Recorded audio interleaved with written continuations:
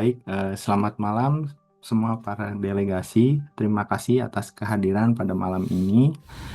Pada pertemuan malam ini, kita akan membahas mengenai pernyataan Presiden Amerika Serikat terkait ingin mengambil alih negara Greenland, yaitu suatu wilayah di bawah kerajaan Denmark. Isu ini tidak hanya menyentuh aspek ekonomi, tapi juga kedaulatan, keamanan regional Arktik, serta stabilitas politik di global. Sebelum masuk ke tahap negosiasi, perlu kami tekankan bahwa kawasan Arktik saat ini menjadi perhatian dunia akibat perubahan iklim, potensi sumber daya alam, dan meningkatnya aktivitas militer global. Oleh karena itu, setiap kebijakan terkait wilayah ini memiliki dampak internasional yang sangat besar. Amerika Serikat memiliki Greenland sebagai wilayah yang memiliki nilai strategis tinggi. Secara geologis, Greenland berada pada jalur pertahanan Arktik yang krusial, khususnya pada sistem peringatan dini dan keamanan global. Wacana pembelian yang disampaikan Presiden kami bukanlah bentuk agresi, melainkan pendekatan strategis untuk menjamin kestabilan kawasan, mencegah pengaruh kekuatan lain, serta membuka peluang pembangunan jangka panjang.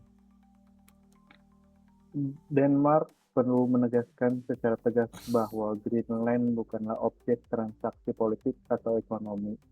Greenland memiliki pemerintahan sendiri dan hak menentukan masa depan sesuai prinsip demokrasi dan hukum internasional.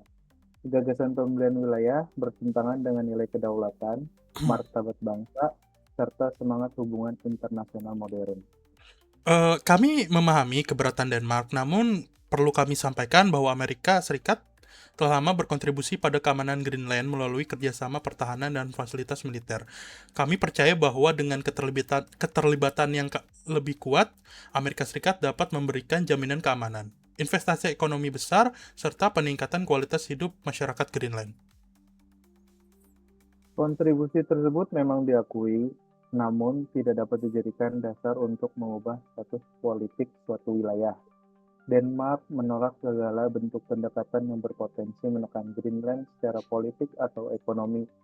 Kerjasama hanya dapat dilakukan apabila Greenland dilibatkan sebagai subjek utama, bukan sebagai objek kebijakan negara lain.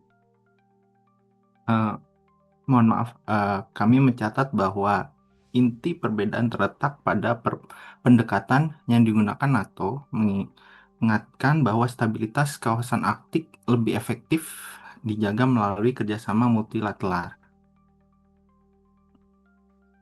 Aliansi ini mendorong dialog yang berfokus pada keamanan kolektif, perlindungan lingkungan, serta pembangunan berkelanjutan, bukan melalui perubahan kepemilikan wilayah.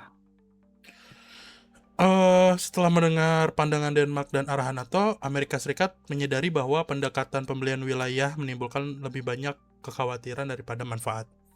Kami siap mengubah pendekatan menjadi kemitraan strategis tanpa tuntutan perubahan kedaulatan dengan fokus pada investasi riset Arktik dan penguatan pertahanan bersama. Pernyataan tersebut merupakan langkah positif. Denmark dan pemerintah Greenland terbuka untuk kerjasama yang bersifat setara, transparan, dan menghormati hak penentuan nasib sendiri. Kami percaya bahwa stabilitas hanya dapat dicapai melalui saling menghormati, bukan mendominasi. Baik, berdasarkan negosiasi hari ini dapat disimpulkan bahwa terdapat beberapa poin penting. Yang pertama, tidak akan ada pembelian atau pengalihan kedaulatan wilayah Greenland. Lalu kerjasama difokuskan pada keamanan Arktik, pembangunan ekonomi, dan riset lingkungan. Semua bentuk kerjasama akan melibatkan pemerintah Greenland dan dilakukan melalui kerangka internasional. Untuk Amerika, kami menyetujui poin-poin tersebut dan berkomitmen menjaga stabilitas serta hubungan diplomatik yang sehat. Denmark juga menyepakati hasil pertemuan ini dan menegaskan kembali pentingnya hukum internasional sebagai dasar hubungan antar negara. Baik, negosiasi ini menunjukkan bahwa perbedaan kepentingan dapat diselesaikan melalui dialog dan diplomasi, bukan konfrontasi. Atas nama NATO, kami mengapresiasi sikap kooperatif semua pihak, dan dengan ini pertemuan kami nyatakan selesai. Terima kasih.